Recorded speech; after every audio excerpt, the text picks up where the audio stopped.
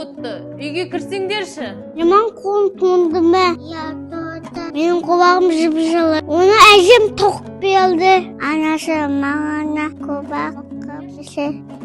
Қане Әлихан, қолғабыңды көрейінші. Қарты бар үйдің қазынасы бар деген әжең тоқып берді ме? Иә. Балам, бұл жүн, қойдың жүні. Ол жүнді алдымен иіріп алады. Содан соң одан қолғап тоқып шығарады. Қарадың ба? Мінекей, өте жып-жылы, қолың тоңбады ма?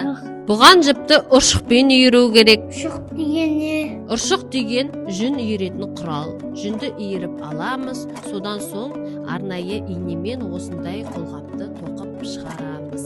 Үйде бар ма? Ұршық үйде жоқ. Ол қазіргі таңда дүкеннің сөрелерінде де сатылмайды. Оны арнайы қолдан жасау керек. Әкем жасала ма?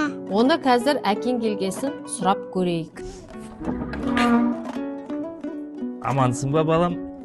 Әке үшкі жасап берші. Я, ол не керек болды? Нұриманның жүннен иірілген жіптен тоқылған қолғап кигісі келеді екен. Жарайды, онда анаңа ұршық жасап беруге қаладан керек құралдарды қарап келейік екеуміз. Жүре ғой. Ал балам, мынау жаңа өзің айтқан ұршық жасауға құралдарымызды дайындадық. Ол үшін бізге осындай қатты, мықты ағаш керек болады. Сабын жасау үшін ұршықтың, одан кейін осындай тақтайша керек болады. Керек құралдарымыз ара. Мынау енді қазіргі заманға сай осындай электрлі құралдарымыз, бұрғылауымыз, кескішіміз, сосын құм қағазымыз керек болады. Ал енді жұмысымызды бастайық. Алдымен балам, ұршықтың сабынан бастаймыз. Ол үшін өткір пышақпен абайлап дайындаған ағашымызды жонамыз. Ағашымыз дайын болып қалды. Енді бұны құм қағазбен әдемілеп тегістейміз. Сен осыны қолыңа алып, құм қағазбен тегістей бер. Мен ұршықтың басын дайындай беремін. Осылай тегісте. Ұршығымыздың басы да дайын болды. Енді осыны әдемілеп құм қағазбен маған тегістеп дайындап бер, жарай ма? Ала ғой. Енді ұршығымызды құралдаймыз, сосын анаңа береміз, жарай ма? Ал балам, ұршығымыз дайын болды. Енді анаңа апарып бере ғой.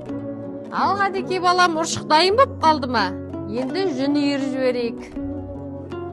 Ал балам, жіп иіріп бастайын. Сәл шыдаса, қазір жіп те дайын болады. Содан соң қолғабыңды тоқып беремін. Жарай ма балам?